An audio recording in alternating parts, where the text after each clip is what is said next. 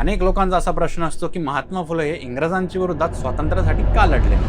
असं आहे की ब्रिटिश सरकारमध्ये सुद्धा वरची अधिकार पदं सोडली तर खालच्या सगळ्या पदांवर भारतीयच काम करत होते आणि त्या पदांवर काम करण्यासाठी इंग्रजी भाषा येणं आवश्यक होतं.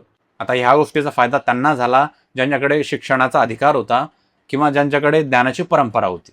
ते ब्रिटिश सरकारची नोकरी करू लागले. म्हणजे सुरुवातीला सत्ता जरी ब्रिटिशांची होती तरी ती राबवणारे मात्र उच्चवर्णीयच होते.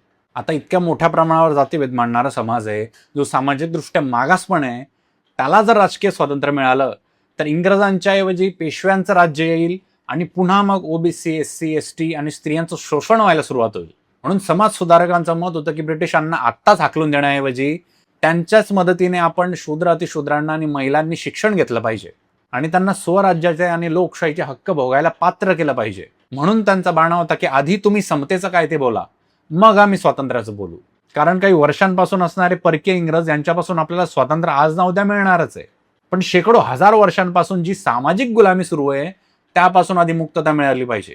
आणि जेव्हा सर्व समाज समान पातळीवर येतील तेव्हा शूद्र अतिशूद्रांमधूनच एक नवा शिवाजी तयार होईल आणि तो देशात राज्यक्रांती घडवेल आणि इंग्रजांपासून आपल्याला राजकीय स्वातंत्र्य मिळवून देईल.